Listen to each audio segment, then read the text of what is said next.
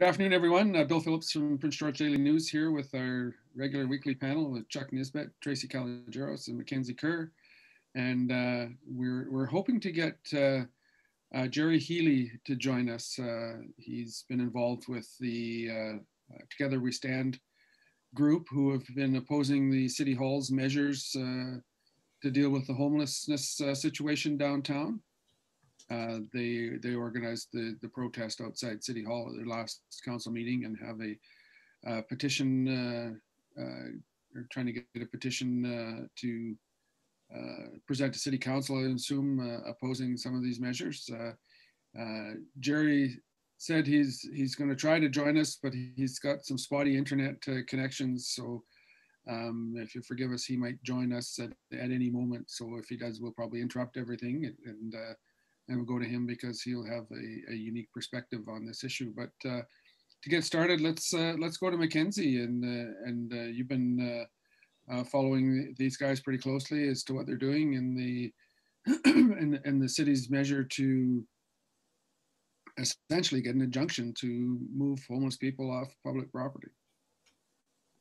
Yeah, I last week we talked about the same thing, so really it'll just be a repeat, and hopefully we can have Jerry join us to have a different perspective, because I know that people always say, can we have more experts on these topics, and we look for them. So hopefully he can join us. But yeah, I mean, it's just human rights at this point. That's why we need to be paying attention. We need to be listening to the people that are working downtown with houseless people, people that don't have homes, and we need to, be looking at some of the solutions. I mean, portable bathrooms, fresh water, temporary short-term things where people can stay safely right now and not be evicted just for not having a home, because that just puts more people in jail, and that's not helping anyone. It costs more money to go this route than,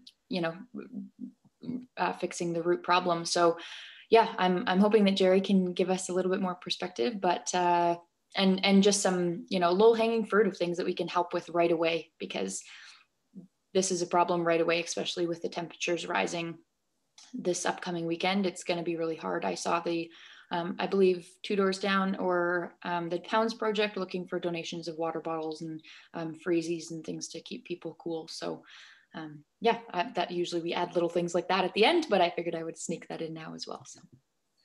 Yeah, absolutely. We often talk about how difficult it is on the street when it's 40 below, but when it's 40 above, it's a different challenge, and it is can be just almost as dangerous for people who have no shelter. So yeah, it's gonna be a tough weekend, and the forecast is mid to high 30s here on Sunday and Monday. It's going to be challenging. Tracy, let's go to you.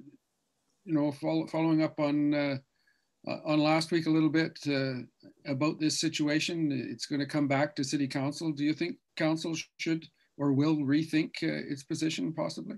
It was split already, 5-3 vote. Yeah, I can't speak to what Council will decide. I mean, they're certainly getting lots of input.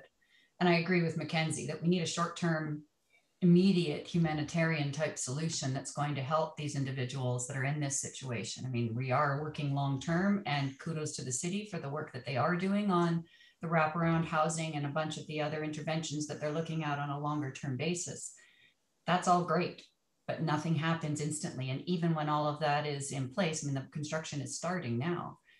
We're probably still at least a year away from being able to actually use it. Once it's built, we still have to staff it. And then we've got to figure out how it's going to work. There'll be kinks to work out along the way. So short term, we need to keep people safe, and we need to keep them alive. And we also need to keep all of the business owners and the other individuals that are using the downtown content and able to use the space. So it really is, it's almost like the old LRMP sessions. I'm going way back now, showing my age, into the 90s. So land use planning. It's exactly the same issue. It's just, instead of talking about quads and snowmobiles and hunters and moose, we're talking about people being able to live and where they're going to live and how they're going to live. So I hope that the city has gone away and taken some of the direction and has come up with a solution that's going to be acceptable. It's going to have to be a compromise on all sides. There's no way everybody's going to get everything they want. And the folks that are caught in the middle of this are the ones with the least amount of ability to speak up for themselves or to find an alternative solution. So we have to really center their voices and make certain that they are the ones that we're thinking about as we work our way through this compromise. It really is short term. Mm-hmm. Chuck, one of the suggestions I've heard over the last week about this is a comparison to, or not a comparison, but the suggestion to, rather than move these people to a semi-permanent tent city, is for the city or someone to come in and purchase or rent some of these facilities that they use for work camps. You know, these are self-contained units, and they're very good at sleeping a lot of people. And you can throw some of those up, and it's not a permanent solution, but it's probably better than a tent. What do you think? I think that's actually a great idea. It's just finding somebody who's willing to do such a thing. I mean, you know, BC Housing right now, they've got that place going up on First, and like say that's going to be like a year before that's ready to go. Maybe, I mean, the city is saying it's not up to them to provide housing, and they're saying it comes down to BC Housing doing something. Well, maybe BC Housing could get behind doing something like those units, setting them up somewhere, and creating a community where people could go and stay and be out of the weather. I mean, most of the time in Prince George, we think of the weather as the cold in the winter, you know, but right now we're getting the heat. I mean, I think it's going to be the hottest it's ever been in Prince George, and I've been here for 30 years. And it's going to be a challenge for a lot of people getting through this, especially if you're stuck outside all the time and in a tent, which just becomes an oven. You know, so yeah, I think something like that would go a long way to making it tolerable for people through this next little while. And maybe it's something that could be set up to get them through until the major housing is completed. I don't know where you would situate it. I mean, as it has to be somewhere that they can access the services for them. So somewhere close to downtown, I think, would be the way to go. But it's either that or move the services. Well, and this people have to have access to the services. So either they have to be located near where the services currently exist, or we have to rethink those existing services and move them to something. I mean, I'm worried about ghettoizing though. I don't think that we want to take everyone who's having this particular issue, stick them all in one place, put all their services in one place, and then pretend they don't exist. I don't think that works. So I really think that we also need to be looking at longer term community housing that's in everybody's neighborhood. It isn't one big building, it's one apartment in a group of 6, or it's one home on a street in College Heights or out here at Tabor Lake. I think if we can help folks find a place to live, a lot of other things fall into place. And if they're our neighbor rather than a big group of people we never interact with, we're going to be far more understanding and far more likely to help. Yeah, that makes a lot of sense, is bringing them into the neighborhoods instead of making their own hood, you know? I think if we, for instance, you did do the trailer idea, if there's a lot in a neighborhood that can be moved onto, you set up one there. Find another place where there's another lot, set up one there.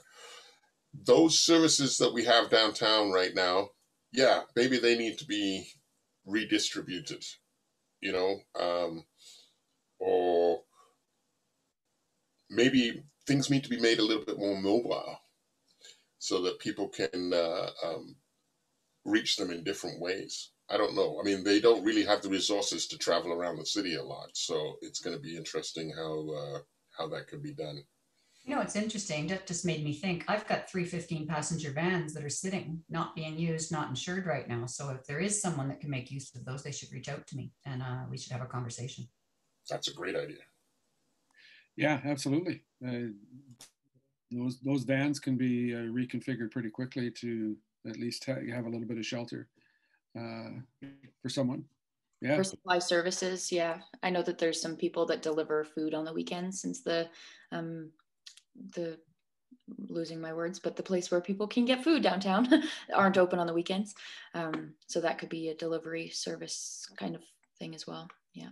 I mean, it's tough if we're putting, you know, 1 or 2 people in each neighborhood just because of access to services again. But I like the idea of, you know, making them our neighbors and not this other, because that's the beginning step of fixing this problem.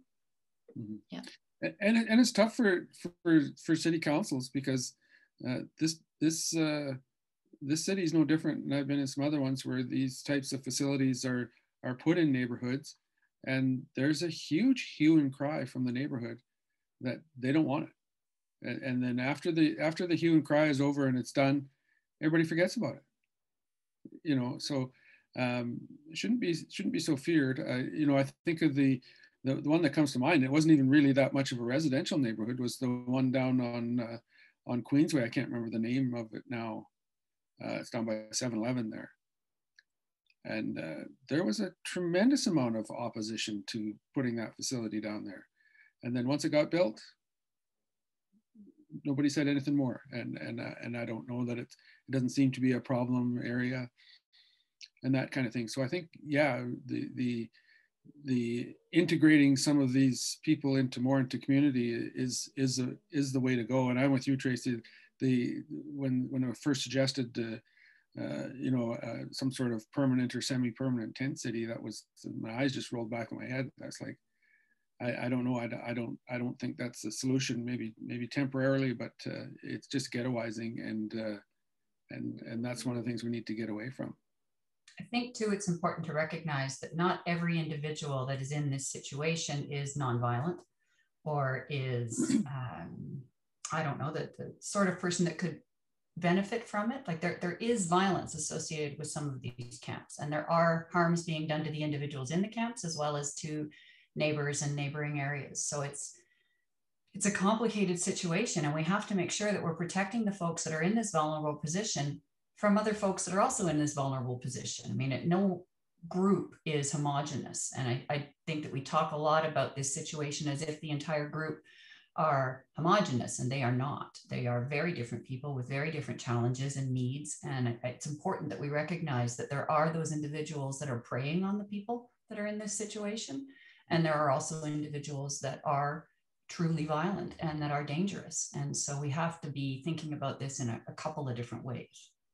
And we're also talking about, you know, housing everyone, and some people don't want to be housed, right? And we have to figure out, you know, we have to also think of that when we're talking about just these topics, is that not everyone wants to live all together in one apartment building, you know, that is low income housing. Not everyone wants to live in the same building as the person that they had a fight with, or, you know, things like that. Not everyone wants to use these services. And so we also need to show compassion when it comes to, you know, using the overdose prevention site or using things like that. Some people just don't want to, right?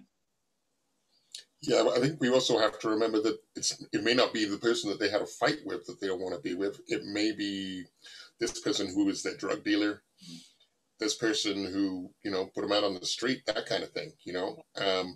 You have to make sure that they're feeling safe. Yeah. Right? And it's got to be a place where they're comfortable. Right? Yeah. Their choice. Interesting, you know, the folks that aren't involved with the people that are in this situation homogenize everyone and think of them all as violent and dangerous drug addicts. And the folks that are trying to help the people in this situation talk about them all as if there's none of that to be discussed. It's really interesting. The two perspectives are really about confirming their own biases. So I guess what we really need to do is try and get everybody together again and talk about it as a group, right back to the LRMPs. And boy, those were exciting meetings. Hey, I sat through the core talks in the Caribou, which, so those were fun. I can sympathize. And that was consensus based. So you sat there until everybody finally had enough and said, okay. A town hall on this would be great, but it would have to be in person, because many people downtown don't have Zoom. They couldn't attend an online, you know, town hall. This would need to be an in-person thing. And I mean, maybe it's time for that socially distance outside. Yeah, now's the time to do something like that out, you know, geez, you could go to Masters Place Stadium or something like that, and where you could get people in there. But remember, we did have a town hall on this. It was in December 2019 when the committee was struck, and City Hall. I was there. It was absolutely jam packed. You couldn't squeeze another person in there. So there's definitely interest. People are concerned about it, and since 2019, it's hard to say that things have improved. I'm not there every day, so I can't say. Fairness, though, we're in a worldwide pandemic since December of 2019. So let's give people a bit of leeway, I think. Absolutely. But I also think that was where the affordable housing project on First kind of came out of. I know those ideas were bandied about during that, and I think that's where it got going, and now that's underway. The first part of that project's underway, and that's going to be 50 homes, right?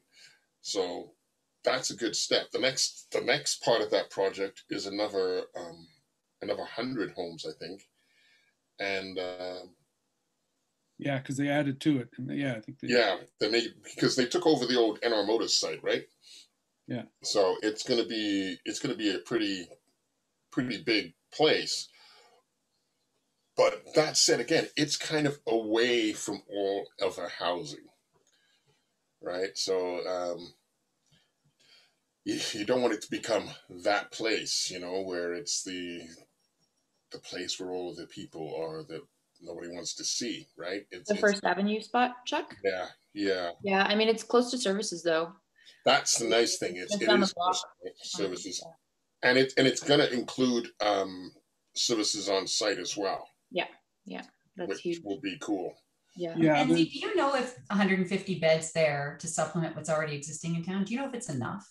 I don't know. Or do you have any idea of the scope? I wish Jerry was here. I remember last winter when it was so cold and there were still people outside and people were saying, how come people aren't inside? Are we out of room? And I saw some people saying yes and some people saying no, these people just don't want to go inside because they have to be off drugs and they can't. So I don't know if there was room in the winter and they just didn't want to go inside because of their drug use, or if it was something else, but that's a question Jerry probably knows and some other people that I can ask. And I'm not including shelters in my thinking. It's homes. So if we build 150 homes with wraparound services, and there are some other community services in town like that. Similarly, I think it's along Quebec Street. There's there's a men's shelter there. But I don't think we should be talking about shelters in terms of, is it enough? It's these homes, places where people can go and live for a long term and have their own home, that I think I'm trying to figure out how many we need. And how many do we have currently of that? I don't know. This is totally outside of my area of expertise, as I said last time we talked about this. See, BC Housing is saying that the province is also going to put another 280 affordable homes in Prince George as well. So now you were talking 150 plus, you're talking like 400 homes, right? But I think there's a difference between affordable housing and the kind of homes we're talking about to help people in this situation. That's exactly it. I think affordable and low income might be different. Yeah, the next step up, right? Yeah, it's kind of a progression, right? You go from a shelter to low income housing, or that may have some supports. My only concern with the facility that's going in on First Avenue is that are we running the risk of convincing ourselves that this is going to fix everything for us? Because I don't think it will. I think it's going to help. It's going to be a definite benefit, but that's the problem isn't going to go away the day that facility opens, and I fear that we're getting too excited about this facility as being a solution to everything when it isn't. I don't think it's been talked about as the silver bullet, to use a lousy analogy. I think that it's a first step, and it's a shift in thinking and in an approach, because it is wraparound, because these are homes, because the services will be on site. My understanding was this was sort of an early attempt from not just the city, but BC Housing to try and find a path that might work. I mean, I think an awful lot of this is just folks trying to figure out what the best possible solution is, but people have been doing it without talking to the individuals they're actually trying to help. And so I think that that's what this particular project is going to be. But if anything, in the last 18 months, we've certainly learned that we've got major social and healthcare issues that we really need to work on collectively. So I'm all right with it as a first step, but that's why I asked if 150 beds is going to be enough, or how short is that? Do we need 500 of those kinds of homes? I don't know. And I think that needs to be part of this conversation. Mm-hmm. Another big solution that could have a huge impact that Dr. Bonnie Henry has literally supported is decriminalization, because that would solve a huge problem. It not a silver bullet again, but it would solve a huge problem. So I just found some stats here. I just did a quick search while we were talking. Excuse everybody because I had my head down. It was probably looked like I was doing something else.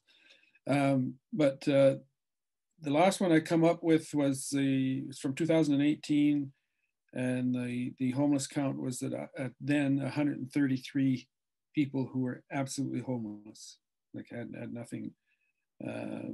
People 24 stayed outside. 61 were in emergency shelters, 24 were in transitional housing, and 20 were in another home. So that's 3 years old, that data. I would suggest that data released by the city just prior to this about the number of complaints calls they've gone to, it's pretty much at least doubled the number of calls they go to since 2017. So I would suggest that those figures are from 2018, they've probably increased as well. So you're looking at, you're talking about 150 beds in that facility that could probably be filled up, I would imagine. And if it isn't enough, it's hard to say. It is. Sounds like we're in the ballpark though, in terms of the size of an institution that this community needs at this moment. We're in the ballpark for a good place to start. Yeah. Absolutely. It's just going to take a year or two, well, more, to get the second piece built. They're going to build the first piece first. That second installation of the extra 100 beds is probably, 3 years away? Yeah. Sorry, that was me. I'm getting pinged.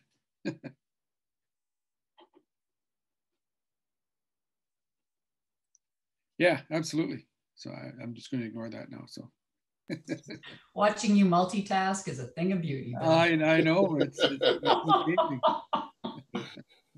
I was thinking about putting the camera around the other way so you could see the screens behind me, so you can watch what I'm doing in real time. That would be entertaining. They're not giving a time on the BC housing thing that I'm looking at here of when the second project is going to be underway or completed. The first one they're looking to open early 2022, the first 50, but the next 100 is they're not saying exactly when. So there's your timeline for your temporary solution. We're talking about early 2022, so that's probably March. Yeah, we've got roughly 8 months, 9 months where we don't have even those 50 beds. And even once we do open those 50 beds, we've still got another 100 individuals that are in this crisis. So we circle back to the beginning of this conversation. How do we help immediately? It can't be 2022 and 2023. There's going to be dead people between now and then. So if we want to avoid dead people, which I think is a pretty good goal, and I would say that just about everybody would agree with it, how do we fix that now? Yeah, and it gets back to some very, very temporary transitional facilities, like I say, the trailers or whatever. I think could probably help to try to at least provide shelter, because I think it's Medicine Hat is one of the places that people hail as being a good example of how they dealt with homeless, and their policy was simple: it's housing first. So that the first task in dealing with homeless people is to get them off the street, find a place for them to stay, and then deal with everything else, whether it's mental health problems, addiction problems, whatever it is. Just find a place for them, and go from there. So, and we do have the advantage of it's summer. So we could be talking about a campsite for at least the next few months, which buys us the time to work out more weatherproof housing by the time we get into Thanksgiving area or beginning of November. So, I don't think we have to have the perfect solution tomorrow, but we can have a solution tomorrow. Keep working towards an additional temporary solution, knowing that we're going to have 100 people that won't fit into the new facility that's opening in 2022. And so we need to have a plan for the next couple of years to help these folks. Yeah, see, now, the Medicine Hat situation, which is where I actually came from before I came to Prince George, I think it was a lot of corporate support that stepped up and helped make that happen. And maybe that's what we need here. Maybe we need a corporate sponsor to say, hey, we'll get behind providing you with trailers or land or something, and you can go from there. But yeah, I think that made a big difference. And then the council in Medicine Hat has always been pretty progressive in the way they've dealt with things. Everyone thinks of Medicine Hat as the odd little town on the prairie in the corner of Alberta, but it's actually a pretty cool little place. Yeah, not too far from Lethbridge, which is very far from being progressive. That was your outside voice, Bill. Yeah. Oh, yeah. Sorry. But they did have better Japanese food than Medicine Hat, so I used to drive there for every weekend. There you go. Yeah, and I did want to quickly mention too, there's a Facebook page of people that are supporting people downtown, and some of the people living downtown are actually on the Facebook page. And so they post updates of things that are happening. And there's been quite a few posts of at the end of Fifth Avenue there that people are throwing bear bangers at them, and like the people that are above them, I don't know which groups it is, but they're like attacking this lower group that just had to move to Fifth Avenue. And the response from the police when they are reporting that they're being harassed and assaulted, etc., has been nothing. Like they've said there's no response. They aren't responding to our calls when we're getting bear bangers thrown at us and fireworks and everything. And so it just comes back to the complexity of wherever we decide that they can stay temporarily, we need to also look at making sure that these, like, everyone is protected, everyone, not just, certain groups of people, not just the, upper middle class people that live at the top of that hill, but also the people living at the bottom. So yeah, I think that we really need to, treat everyone with dignity, not just the people that are phoning you from the big house on the hill.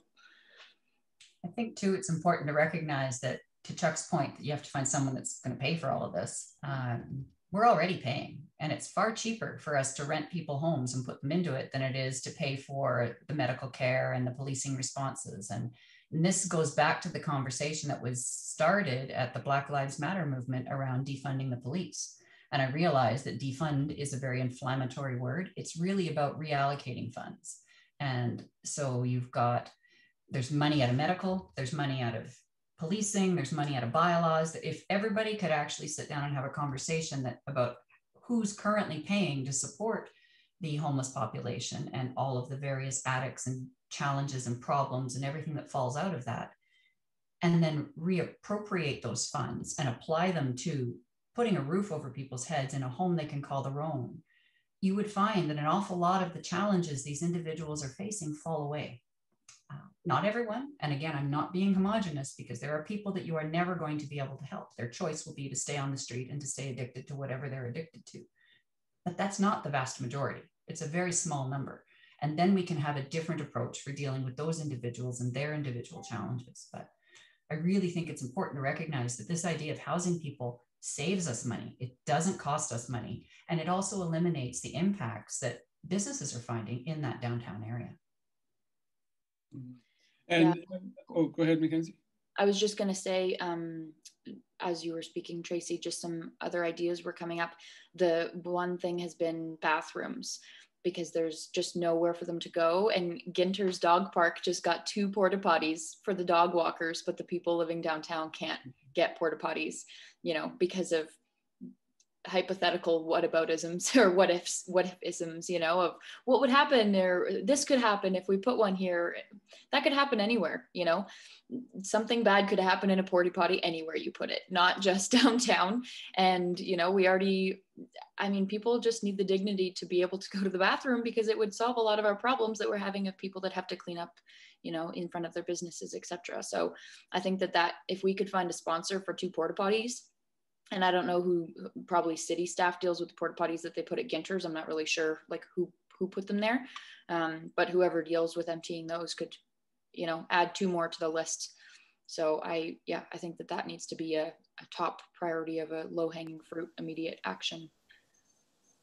Yeah, that's really not a huge goal to try to achieve, you know. I mean, you know, 2 or 3 porta potties is not a huge expense, and the upkeep on them is not gigantic. So it's got to be a way to make that happen, you know. And if we put it right downtown where the people are, there's an overdose prevention site literally right around the corner. So the number of people that you're gonna, you know, the scares of people saying they're gonna do drugs in the porta potty, they can, you know, they're already doing drugs right on the sidewalk. So they're probably not gonna hide it, you know.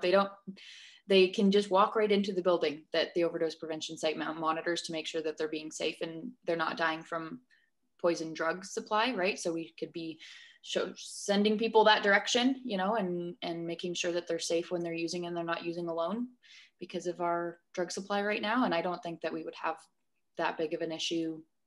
We were looking at, you know, I mentioned last time that Corey asked the bylaw at the city council meeting how many calls there has been to that group of people across from the courthouse, and 0, right? So I mean, they're already going to the bathroom. What's the difference if they're going into a porta potty? I don't think that it would increase that much of a risk. So with the services that are right next door. You know, it's interesting too, like in my experience in Clayton Memorial Park, there's lots of folks that come down there to use drugs and do a variety of other things that are questionable. But the folks that, for the most part, they like to plug into the museum building to charge phones. And I don't want to stop them from doing that. So myself or John will go outside and have a conversation with them and say, you're welcome to plug in, but you can't take your kit out here and you can't be doing drugs sitting here in front of the museum. And I have never found anyone argue that. I've had lots of folks, okay, great. They go away, they do whatever they're doing. They come back, they plug in and play their music or do whatever. But they're very respectful if you're respectful to them. And these are not individuals that are not down on their luck. They're definitely living a very hard life. And just to speak to them, you can see it on their face. As I approach them, I can see the trepidation and the fear. Once I speak to them, it's just like talking to anybody else. So I think people need to overcome some of their own biases and fears as well, and recognize that there's lots of these individuals that are far better to deal with than some of the neighbors you're living with. Yeah, you know, I've got to echo that too. Working downtown at the Citizen Press building, and dealing with the homeless that used to like that. They used to come and plug into the car plugins in the back of the building. And if you go out and talk to them and you're just kind of straightforward and easygoing with them as you would with your neighbor, no big deal. You know, if you go out and you're trying to be authoritative and saying this is the way it has to be, then they're going to blow up and it's going to be a mess and it's not going to be good for anybody. But yeah, if you go out and you just talk to them like you would anybody else, not a problem. Yeah, we talked about this last week, but it's good to repeat too. Is we got to try to get away from this sort of us and them mentality. You know, these people are all part of the community, just like everybody else is, and they're struggling and they're having a tough time. So, you know, we have a tremendously giving community, as evidenced by the multitude of things that you know, charities that receive donations and that. And I think we should start thinking about some of the issues downtown as needing that kind of help. You know, like let's band together, let's find a solution. Let's help our fellow people. And we think too much about it. Oh, it's them. It's those guys. It's those people. And when we create those segregations or divisions, then it's easy to dismiss them or not pay attention and just want it to go away. Rather, when you think about them as part of your community too, that needs some help. Think about all the GoFundMes that are out there, Bill. How many times have you seen tens of thousands of dollars raised for someone to have knee surgery on a dog, or to replace people's materials after their homes burned down? We seem to be able to do that for our neighbors. Mm-hmm. We're just not thinking of the individuals in this situation as neighbors, and we need to change that. Yeah, absolutely. That's it. We're not thinking about them as neighbors, right? Everybody thinks of them as a problem. It comes back to we're all the human race again. Everybody's the same, and you just got to assume that it's another person just like you. The Indigenous term is all my relations. Yeah, there you go. Exactly. Brothers and sisters all over. And you just gotta think that way and stop thinking as everything is an adversary situation. Well, we got a plug from Ann Joseph, who says she loves us for caring for the homeless. I think you four are the only ones that care. So that's very nice. Thank you, Ann. Then she says, I don't think that's true. I think there's an awful lot of people that really do care, and they don't know where to start or what to do or how to help. And there's so much fear tied up in it, and judgment from those that perhaps aren't on these kinds of tables and conversations. I think people as a general rule at their core are good, but self-interest also guides the way very often. And so if we can show people that their own self-interest is served by helping these neighbors, I think we can work it through. Yeah, absolutely. And we got another is Anne again. So what can we do to help this long weekend? I guess the easiest thing to do is to is help the organizations that are helping down there. St. Vincent de Paul, Salvation Army does work down there. There's a multitude of them. So if you the Lutheran Church is doing a lot down there too, with the soup kitchen and volunteer your time or make a donation to some of those places that are helping on the ground. That's what we talked about, some of the immediate stuff that needs to be done right away, and that's making sure people are fed and try to get a roof over their head. That's some of the immediate stuff. So yeah, it's water bottles are always welcomed downtown. Mackenzie, are you talking about like disposable water bottles or like the metal ones? No, like just bottled water, just pallet or the cases of 24 and things like that. Yeah, and freezies and electrolyte Gatorades for this heat coming up. They were asking for things like that to really keep people's temperatures down. The fire pit's also an excellent place to drop things off to help. Yeah, they're all side by side there. The Two Door Stone overdose prevention site is right next to the fire pit, so you can grab 2 boxes of freezies and put one at each location. Yeah.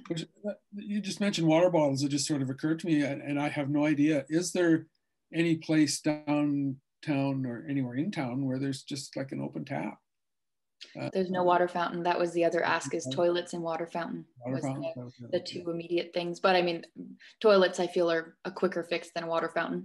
But there's no like public water fountain that I know of, and it's been mentioned in that group, so I don't think there is.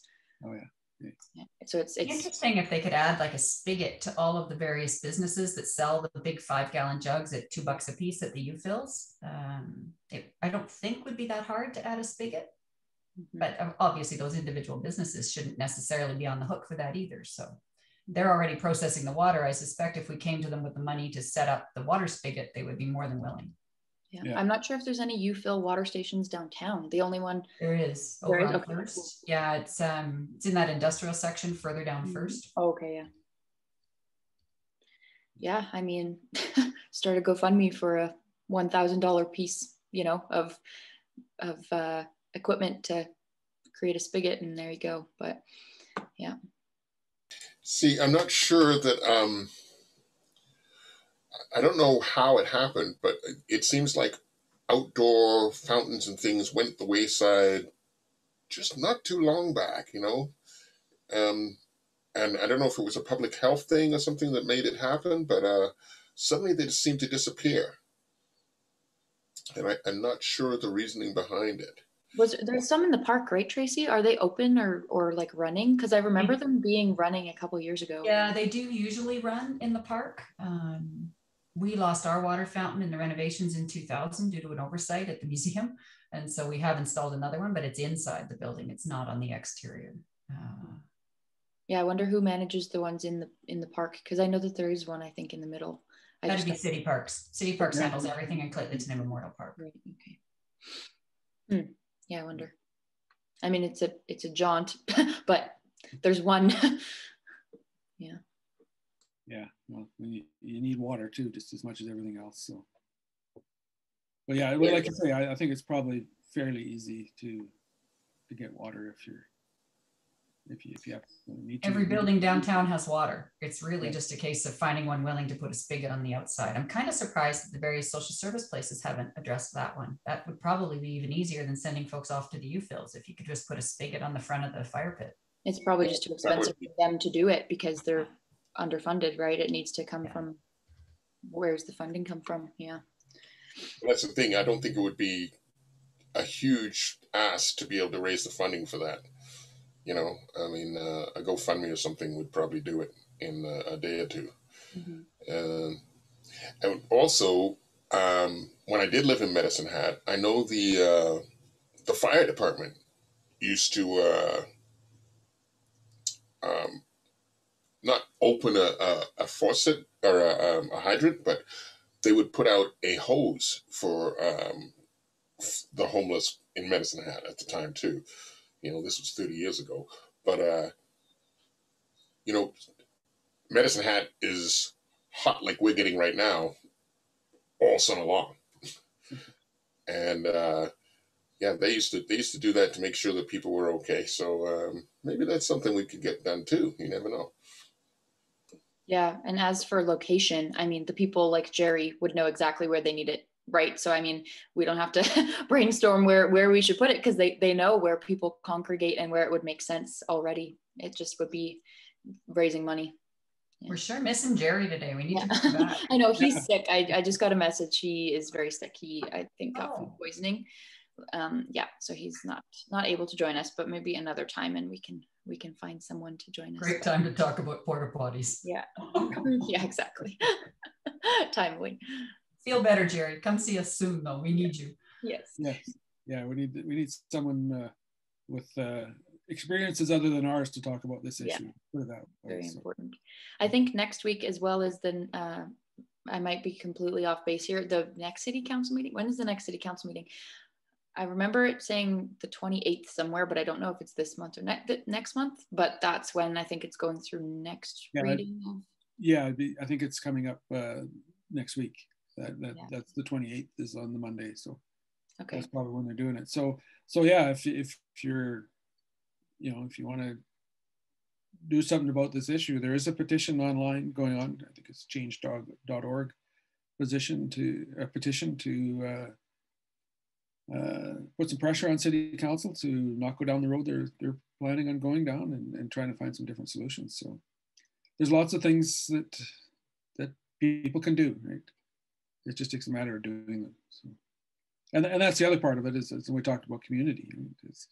We're all hoping that city council or somebody can fix the problem, but I think it's going to take all of us a concerted effort to do whatever we can to help fix the problem. We got a few minutes left. We'll switch topics just a little bit. Get back to our other favorite topic, the pandemic. Dr. Bonnie Henry was in town yesterday. She didn't meet with the media though, so no good press for her. But she came in and rallied the troops. How are we going with the reopening plan in BC? Are we going too fast, too slow? And the vaccinations, I'm fully vaccinated now. I've got my second AstraZeneca shot. Good to go. I'm one of the few that's doing the AstraZeneca thing. So I don't. Well, I started with AstraZeneca. My next shot's booked for next week, and I'm Pfizer for my second shot. So we'll see how the mix and match works in my world. And in terms of, are we opening too fast? Time will tell. You know, we're all making this up as we go along. What's my analogy? We're building the plane while we're flying it. That's exactly what we're doing. And I think the numbers in BC in terms of the vaccination rates, it's great. I'm thrilled that people are getting vaccinated. And if you haven't gotten vaccinated yet, please do. It's a big deal. It helps. Yeah, the going too quickly. I see Alberta Premier Jason Kennedy with his big sign saying "Open for the summer," and I'm immediately reminded of George W. Bush with his mission accomplished photo on the deck of an aircraft carrier outside Iraq after they bombed the bejesus out of it, and then started a ongoing thing that's going on 20 years later, and he was all excited saying, "Mission accomplished," and it was far from accomplished. So I do have some trepidation about everybody saying it's it's all good and let's go and let's open everything up. Because the other part is that there's a whole heck of a lot of the world yet that is still struggling terribly with this, and you know, in my view, until the world is in a better shape, you know, we shouldn't get too excited. And we shouldn't be opening up a ton of borders or encouraging a whole lot of long distance travel, because that is where we will wind up in additional problems. Those variants are continuing to vary, and they are learning how to evade vaccines. I mean, look at the Yukon numbers. They've had nothing, and all of a sudden 100. So yes, I think we're ready to start to reopen in the areas like here where our numbers are quite low and people are still wearing masks and social distancing and getting vaccinated. But we are nowhere near out of the woods. Until the entire world is safe, no one is safe. And I think it's important for people to remember that. You see a lot of folks acting like it's all done. And my big fear is that politicians are going to start using this as a partisan issue. I mean, there was so much good at the beginning of this where folks managed to set aside whatever color team they were on and actually work together to, again, prevent people from dying. I'd love to see that continue long term on all issues, whether there's death involved or not. We really can accomplish incredible things when we work with each other and have diverse ideas within politics, not just within skin color. Yeah, I just want to point out, I mean, they were saying that BC, Alberta, everybody's really getting ahead with their vaccinations. But last week there was an outbreak of variant D, the fourth variant of COVID, at Foothills Hospital in Calgary. And 10 of the people, I think it was 10 of 16 people that were infected had both their vaccinations. So there's a lot to do yet. There is a lot to do. And yeah, we're getting the chance to go out and go camping and meet with more people in the community, but try and keep it within the community, because, you know, there's just too much chance of things getting passed around still. You know, it's really dangerous out there. And if it's not somebody who's in your circle, then, or your bubble, or whatever you want to call it, make sure you got that mask on. You know, it's important to remember everyone 11 and under are still unvaccinated. And while we may be vaccinating those kids by the time we get to September, right now, they are not vaccinated, and we have no idea what this infection will do to them long term. We do know that it has long-term impacts, so I'd rather not infect a whole bunch of kids. Yeah, that the long-term impacts are huge. You know, and I mean, I know a lot of people know that my wife is a long-termer with this, and we have no way of knowing just how much it's affected everybody who's had any amount of sickness from this. You know, some people that have been sick for 2 days with it are now developing other problems that they're relating to COVID as well. So yeah, this is a major, major disease, and it does some strange things to people, and nobody really knows where it's going yet. So be on guard. It is still out there, and you've got to be careful. Yeah, I'll just echo what everyone else has said already. I mean, keep getting vaccinated, you know, try and keep within a relatively close bubble, you know, don't be taking this time to meet a whole bunch of new friends and seeing new people every weekend. Try and, you know, make plans with the same people to go camping every weekend if you need to. And, you know, spend time outside as much as you can if it's bearable to be outside this week. And yeah, encourage others that you know to get vaccinated, and maintain vigilance with masks and distancing when you can, and don't be throwing all the rules out the window just yet. We need to make sure that, yeah, everyone is good around the world before, you know, we just say, well, Canada's good, so we'll just throw all the rules out the window. Well, yeah, but some people are traveling and other places are not doing as well. So. Yeah, and I think it's you know, we have to remember that even though you're vaccinated, you can still carry it. You can still catch the disease. When you're vaccinated, the chances of you having a severe reaction are minimized greatly. But it's not that you can't still give it to others, or you still can't get it even though you're vaccinated. And I think we all fall into that trap a little bit. I think so. Oh, I'm vaccinated, I'm fine. No, you might not be, because the other part with when they first started rolling out the vaccines, it was kind of like, oh, your 2-dose, that's 95% effective in combating the disease. So that means 5%. That means 5 out of 100 that are totally vaccinated that are exposed to it will catch the disease. And that's all of the current variants that we know of. For all we know, there'll be a new variant tomorrow come out of India or Brazil that completely negates everything that we've done. We need to get the variant stopped, which means we need the whole world vaccinated. Yeah, absolutely. Good. And on that note, we're pretty much done, but we could probably go around the horn again for plugs before we go. Chuck? Well, okay, I got a different one today.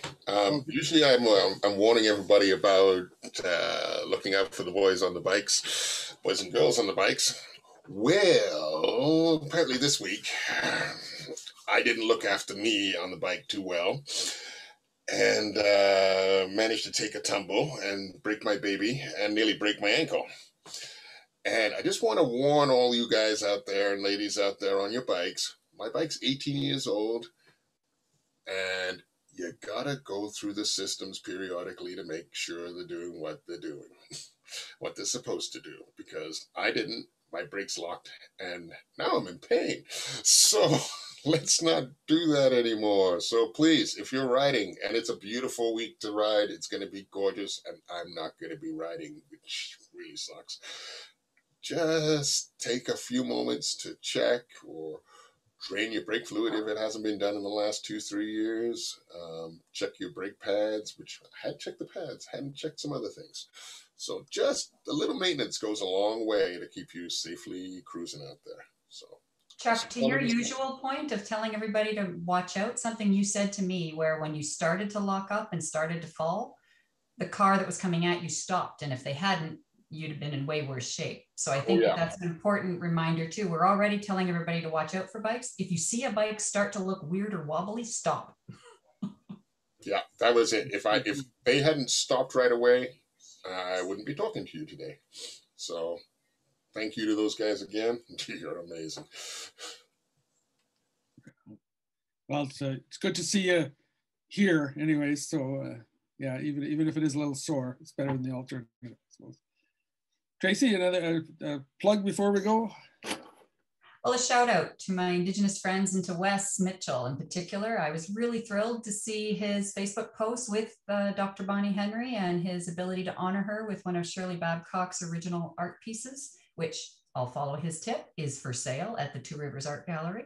I do think that the focuses during National Indigenous Peoples Day were astonishingly good, and that I'm just really moved by the resilience of our Indigenous neighbors, and I'm honored that they continue to include us in it. Mackenzie, last plug. I echo both Chuck and Tracy, and I'll just add a quick reminder that if you are going camping, please make sure that your fire is out all the way, cold to the touch, because right now is when wildfires could spread very quickly. And there is a photo Tracy is pointing at. Yes, we don't want that to happen. Yeah, farmers market is this weekend. And if you do have an extra $5 or $10, you know, buy some freezies and drop them off downtown for our friends. And not necessarily a plug, and maybe something that we should have talked about. I completely forgot about it till Tracy just mentioned it a couple minutes ago, is that the Canada Day celebrations here have been canceled for the second year in a row because of COVID.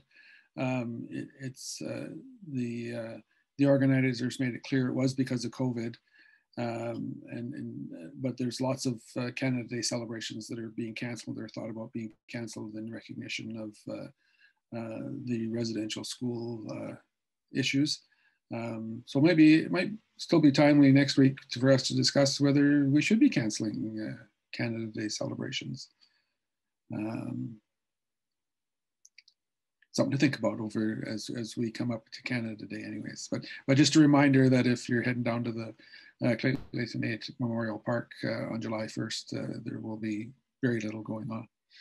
And on that note, I'd like to thank Chuck, Tracy, and Mackenzie, and we wish Jerry a speedy recovery. Hopefully he's getting over his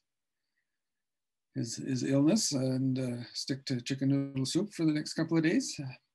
And we will talk to you all again next week.